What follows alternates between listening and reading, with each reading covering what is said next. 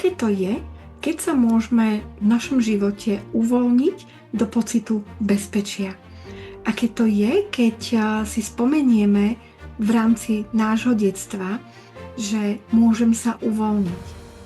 Ten pocit v bezpečí je pre nás, pre ženy, absolútny základ. Má to vplyv na naše vzťahy, na to, ako, s kým tie vzťahy budujeme, ako ich tvoríme, ako ich nachádzame. A tu si vlastne môžeme spomenúť na to, či náš otec bol prítomný a vytváral ten pocit bezpečia, pretože on mal byť ten, kto sedí na tom, dajme tomu na pieskovisku, alebo proste my keď sa hráme, nedávame pozor, môžeme sa uvoľniť a on nám mal kryť chrbát. Mala tam byť naozaj tá prvopočiatočná dôvera, že som v bezpečí. On je to so mnou. Ja som pod ochranou. Ale čo sa stane, keď ten otec chýbal?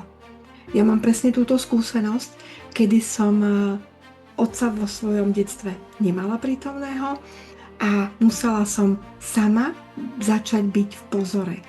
Moja pozornosť sa otáčala smerom von a všetko som skenovala, všetko som kontrolovala, namiesto toho, aby som sa hrala. Prestala som si užívať hru a začala som proste byť ako taký ten strážny psík. Moja energia nešla do radosti, ale do mojej ochrany. A tak som si zvykla na to, že som tu na všetko sama, že sa musím neustále chrániť. A možno máš aj ty takúto skúsenosť, ak už v dospelosti tvoj vnútorný systém stále skenuje, nedokážeš vypnúť, stále riešiš tých druhých a stále si v takej tenzii, v takom napätí.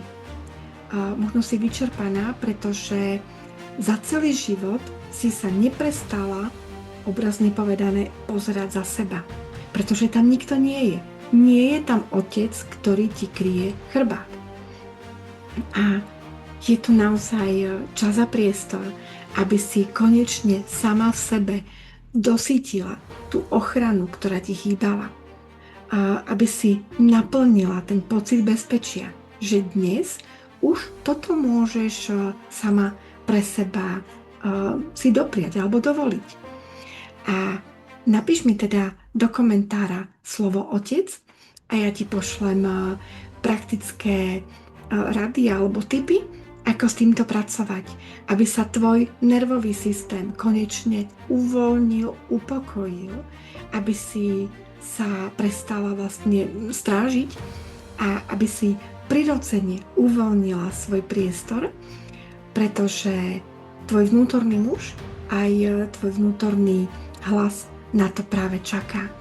A ty dovolíš tomu svojmu vnútornému mužovi, aby ťa chránil, aby prestal byť nejakým strašiakom pre teba alebo niekým, kto bol v tvojom živote vymazaný.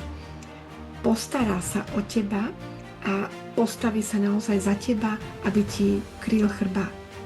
Naozaj takýto muž pre teba bude predstavovať bezpečie a ty si tá, ktorá si práve teraz túto cestu môže zvoliť. Budem sa tešiť na naše prepojenie. Takže napíš mi do komentára slovo otec a ja ti pošlem všetky ďalšie informácie.